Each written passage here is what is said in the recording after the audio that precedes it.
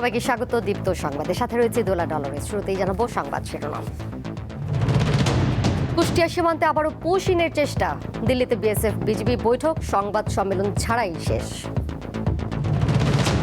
সাভারে আবাসিক ও ফিলিং স্টেশনে গ্যাস সংকট, দুর্ভোগে যানবাহনের চালক, বিঘ্নিত হচ্ছে রান্নার কাজ। কাল কক্সবাজার যাচ্ছেন প্রধানমন্ত্রী। খাল পুনঃখনন সহ একাধিক কর্মসূচির পর বক্তব্য রাখবেন জনসভায়।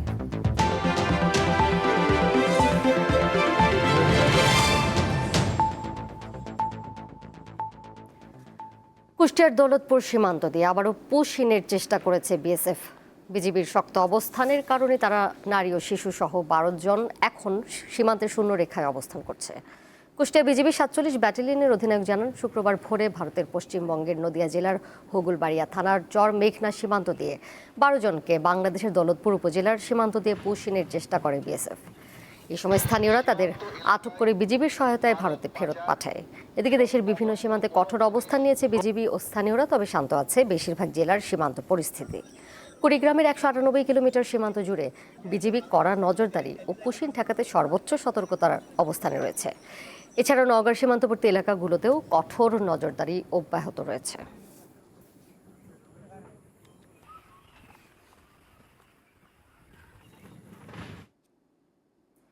নয়াদিল্লিতে বাংলাদেশ ও ভারতের সীমান্তরক্ষী বাহিনীর শীর্ষ পর্যায়ের বৈঠক প্রথমবারের মতো কোনো যৌথ সংবাদ সম্মেলন ছাড়াই শেষ হয়েছে।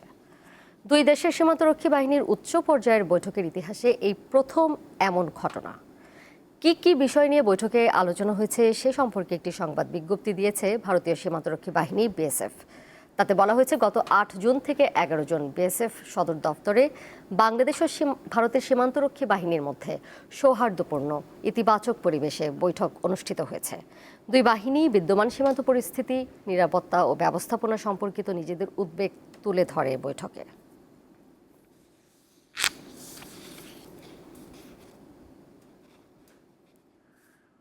ভারতের নিযুক্ত নতুন হাইকমিশনার দীনেশ ত্রিবেদী বাংলাদেশে পৌঁছেছেন। শুক্রবার সকালে বেনাপোল সীমান্ত দিয়ে সড়ক পথে বাংলাদেশে পৌঁছান তিনি। এরপর সড়ক পথেই রওনা হন ঢাকার উদ্দেশ্যে। জানা গেছে, প্রধানমন্ত্রী নরেন্দ্র মোদীর সঙ্গে ভালো সম্পর্ক, দীর্ঘ রাজনৈতিক অভিজ্ঞতা, বাঙালি ও বাংলার সংস্কৃতি সম্পর্কে সুস্পষ্ট ধারণা থাকায় বাংলাদেশে পাঠানো হয়েছে দীনেশ ত্রিবেদীকে। ভারতের নতুন হাইকমিশনার জানান, বাংলাদেশ ও ভারত একসাথে থাকলে শক্তিশালী গণতন্ত্র এবং বৈশ্বিক শক্তি হিসেবে নিজেদের অবস্থান দৃঢ় করা সম্ভব। 2022 সালের সেপ্টেম্বর থেকে বাংলাদেশে ভারতীয় মিশনে দায়িত্ব পালন করেন প্রণয় ভার্মা। তাকে বেলজিয়াম ও ইউরোপীয় ইউনিয়নে ভারতের রাষ্ট্রদূত হিসেবে নিয়োগ দিয়েছে দেশটি। তার স্থলাভিষিক্ত হচ্ছেন দীনেশ ত্রিবেদী।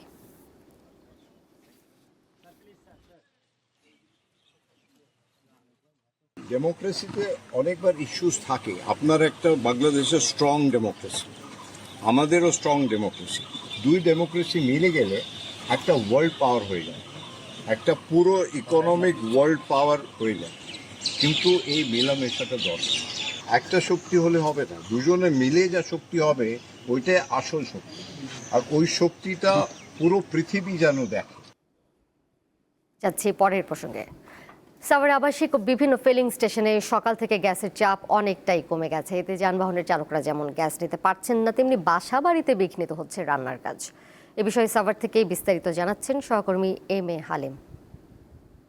সকাল থেকে কিন্তু এই সাভার শিল্পাঞ্চল এবং আবাসিক এরিয়াতে কিন্তু গ্যাসের সংকট দেখা দিয়েছে, যার ফলে আবাসিক এবং সিএনজি স্টেশনগুলোতে তীব্র গ্যাসের সংকটে এখানে ভোগান্তিতে পড়েছেন গ্রাহকরা। তো সেই বিষয়ে আমি কথা বলবো এখানে যারা ভোগান্তিতে রয়েছেন এবং সিএনজি স্টেশনগুলোর কর্তৃপক্ষের সাথে। প্রেশার 10টা গাড়ি না দিতে দিতে প্রেশার নেমে আবার আধা ঘন্টা 1 ঘন্টা লাগে প্রেশার উঠতে, আবার 10টা গাড়িতে এইভাবে চলতেছে। গ্যাস নাই, এই জন্য পাম্প অলরেডি বন্ধ করে রাখছে। এই পাম্প সকাল থেকে বন্ধ। লাইনে গ্যাস আইলে আবার পাম্প চালু হইব। এখন বর্তমানে সমস্যা হলো লাইনে গ্যাস নেই। লাইনে খুবই সংকট। এই গাড়ি সব বসে রয়েছে, সবাই রাত এই যে ওই গাড়িগুলো কাল রাত থেকে বয়ে রয়েছে, কোনো গ্যাসই নেই। এখানে বলতেছে গ্যাস নাই, লাইনে গ্যাস নাই বলতেছে। এখন আমরা তো ওই আপনার গ্যাস ছাড়া তো গাড়ি চালাতে পারবো না। গ্যাস থাকলে এক ভাব, না থাকলে আরেক ভাব মনে হয়, না থাকলে বন্ধ করে দিলে ভালো। আমরা এক জায়গায় বেড়াতে যাব, এখন গ্যাস নেওয়ার জন্য আসছে, এখন এখানে গ্যাস নাই। এই জন্য তো আমরা ভুক্তভোগী, মানে আমাদের যাত্রীদের খুবই অসুবিধা হয়। এমনিতে তো খুব গরম, তার মধ্যে আরও ওয়েট করাটা আমাদের জন্য একটু বিরক্তিকর এই আর কি বাচ্চাদের নিয়ে।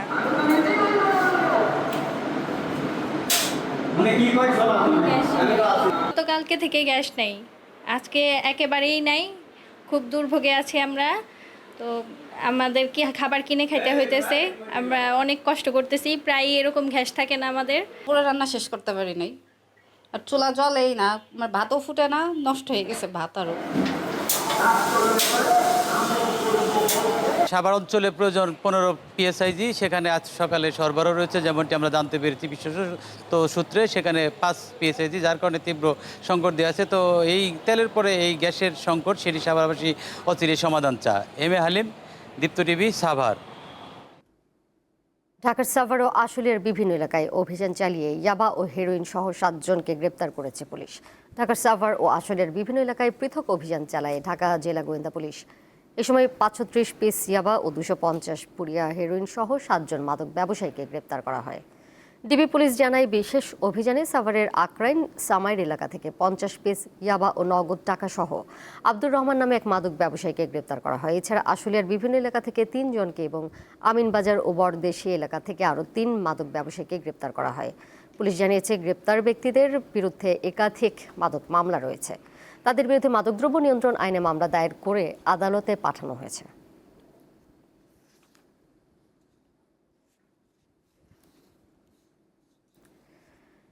প্রস্তাবিত বাজেটকে দুর্নীতি ও লুটপাটের বলে দাবি করেছে জামায়াতে ইসলামী। বাজেট নিয়ে দলটির পক্ষ থেকে আনুষ্ঠানিক প্রতিক্রিয়া জানাতে শুক্রবার সংবাদ সম্মেলন আয়োজন করা হয়। এ সময় জামায়াতের সেক্রেটারি জেনারেল মিয়া গোলাম পরওয়ার বলেন, ইতিহাসের সবচেয়ে বড় ঘাটতির বাজেট এটি। ব্যাংক খাত থেকে সরকার অনেক বেশি ঋণ নিলে নতুন উদ্যোক্তা তৈরি হবে না। সরকার শব্দের চালাকি করে জনগণের উপর করের বোঝা তুলে দিচ্ছে বলেও অভিযোগ করেন জামায়াতের নেতা।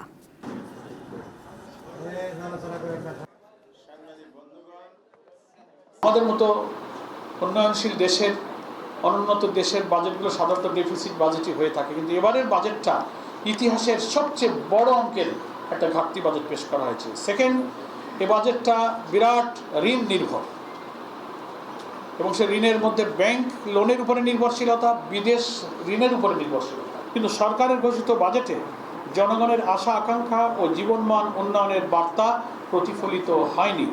বাংলাদেশকে একটি স্বনির্ভর দুর্নীতিমুক্ত রাষ্ট্র প্রতিষ্ঠা করার রূপরেখাও এই বাজেটে পরিলক্ষিত হয়নি।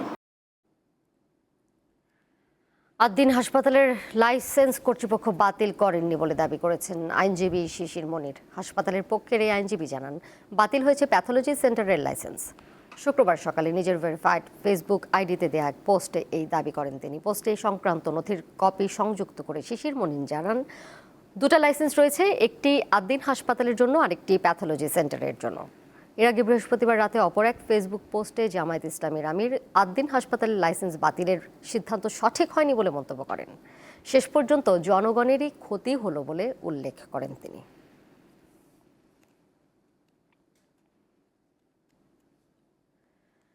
বাজেটের পরদিন স্থিতিশীল রয়েছে নিত্যপণ্যের বাজার।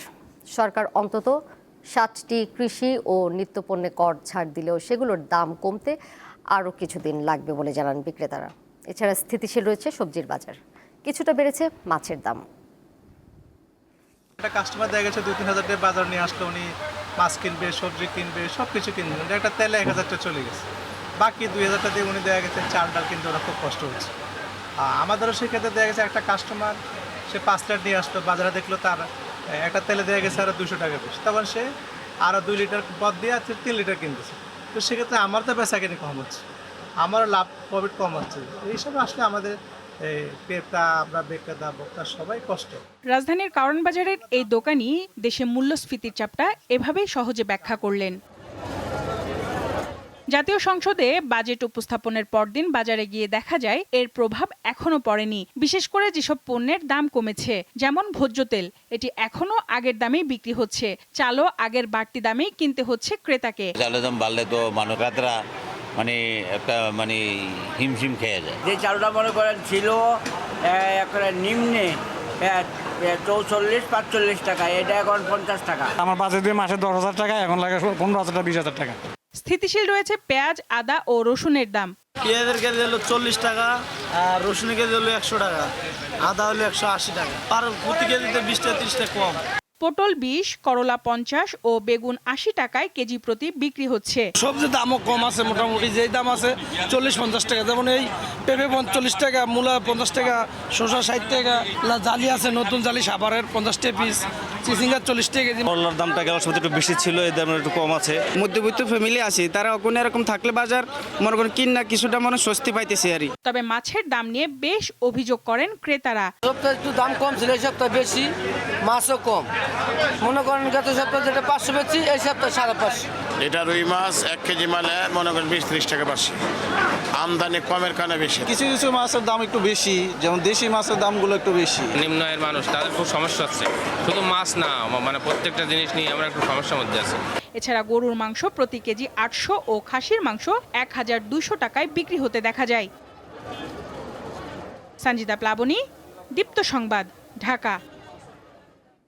এবার কেউ স্টিল চট্টগ্রাম সংবাদ।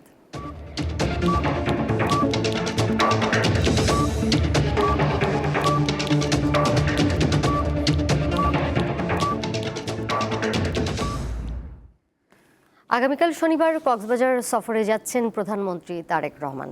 তিনি কক্সবাজারে খাল খনন সহ একাধিক কর্মসূচিতে অংশ নেবেন। প্রধানমন্ত্রীর সফর সফল করতে কক্সবাজারে পৌঁছেছেন সরকারের 6 মন্ত্রী ও প্রতিমন্ত্রী।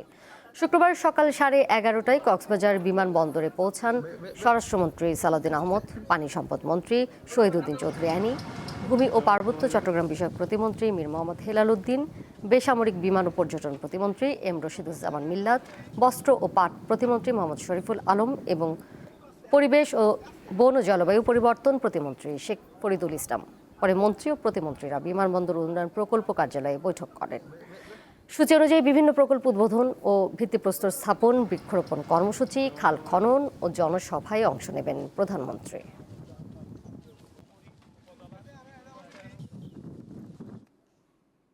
প্রস্তাবিত বাজেট নিয়ে সরকারের সমালোচনা করে জাতীয় নাগরিক পার্টি এনসিপির আহ্বায়ক নাহিদ ইসলাম বলেছেন, এবারের বাজেটে অর্থনৈতিক সংস্কারের প্রতিফলন ঘটেনি। শনিবার চট্টগ্রামে 11 দলীয় ঐক্যের বিভাগীয় সমাবেশে যোগ দিতে এসে জুমার নামাজ শেষে সাংবাদিকদের সঙ্গে আলাপকালে তিনি কথা বলেন। নাহিদ ইসলাম আরও বলেন, বড় বাজেট দুর্নীতির সুযোগ বাড়ায় এবং এর বাস্তবায়নও কঠিন হয়ে পড়ে।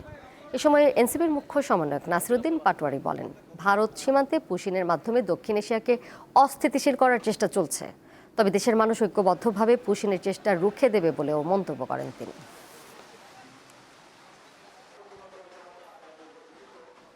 মানব প্রাচীর তৈরি করুন, ঐক্যবদ্ধভাবে বিজিবির সাথে থাকুন। পুরো বাংলাদেশ আপনাদের সাথে আছে, আপনারা সাহস করে দাঁড়ান।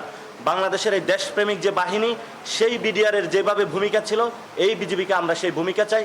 ইনশাল্লাহ আমাদের সার্বভৌমত্ব, আমরা 18 কোটি মানুষ আছে, আমাদের রক্ত আছে, আমাদের স্পৃহা আছে, আমরা রক্ষা করতে পারবো 71-এর মতন ইনশাআল্লাহ। এই বাজেট কিভাবে দুর্নীতি বন্ধ করবে? বড় বাজেট মানে সেটাকে কিন্তু বড় দুর্নীতি করারও সুযোগ থাকে। এই যে বিভিন্ন কার্ড বলেন, খাল খনন কর্মসূচি বলেন, সরকার দলীয় এমপিরা যে বরাদ্দ পাচ্ছে, যেটা বিরোধী দলীয় এমপিরা পাচ্ছে না, তারা সেটা কিভাবে করছে? অর্থাৎ কোথাও কোনো জবাবদিহিতা নাই, কোথাও কোনো স্বচ্ছতা নাই, ভঙ্গুর অর্থনীতিকে দিশা দেখানোর মতো কোনো বাজেট এটা হয়নি। ফলে সেই জায়গা থেকে আমাদের এই সমালোচনাগুলো থাকবে। একই সাথে আমরা শুধু সমালোচনাই করছি, আমরা কিন্তু প্রস্তাবনাও দিচ্ছি। আমাদের একটা বাজেট সেই প্রস্তাবনার অংশ, এবং সংসদে এবং সংসদের বাইরে আমরা সেই কথাগুলো অব্যাহতভাবে বলে যাব। গাইবান্ধার সাদুল্লাপুর উপজেলার জামালপুর ইউনিয়নের মোংলা বন্দর একটি চাতালে গোপনে 8টি ঘোড়া জবাই করে মাংস পাচারের চেষ্টাকালে স্থানীয়রা 6 জনকে আটক করে পুলিশে দিয়েছে। শুক্রবার দুপুরে খবর পেয়ে ঘটনাস্থলে যায় পুলিশ। তারা জানান, একটি চাতালে আনিসুর রহমান নামে এক ব্যক্তির নেতৃত্বে কয়েকটি ঘোড়া জবাই করে মাংস পাচারের প্রস্তুতি চলছিল। খবর পেয়ে সেখানে গিয়ে অভিযুক্তদের আটক করে পুলিশে দেয় স্থানীয়রা। ঘটনার সঙ্গে জড়িতদের বিরুদ্ধে আইনানুগ ব্যবস্থা নেওয়া হবে বলে জানিয়েছে পুলিশ। এই ঘটনা কেন্দ্র করে এলাকায় উত্তেজনা বিরাজ করছে।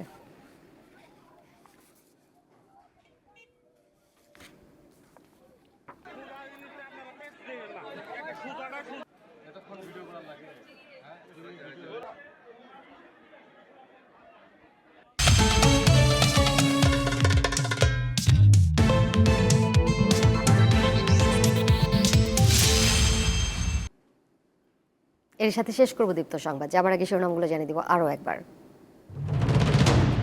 কুষ্টিয়া সীমান্তে আবারও পুশিনের চেষ্টা, দিল্লিতে বিএসএফ বিজিবি বৈঠক, সংবাদ সম্মেলন ছাড়াই শেষ। সাভারে আবাসিক ও ফিলিং স্টেশনে গ্যাস সংকট, দুর্ভোগে যানবাহনের চালক, বিঘ্নিত হচ্ছে রান্নার কাজ। কাল কক্সবাজার যাচ্ছেন প্রধানমন্ত্রী, খাল পুনঃখনন সহ একাধিক কর্মসূচির পর বক্তব্য রাখবেন জনসভায়। এই ছিল এখনকার মতো। পরের সংবাদ দেখবেন সন্ধ্যা 6:40। এছাড়াও আরও তথ্য এবং বিনোদনের নানা খবরাখবর জানতে যুক্ত থাকুন দীপ্তর ডিজিটাল প্ল্যাটফর্মে। সবাইকে ধন্যবাদ এতক্ষণ সাথে থাকার জন্য।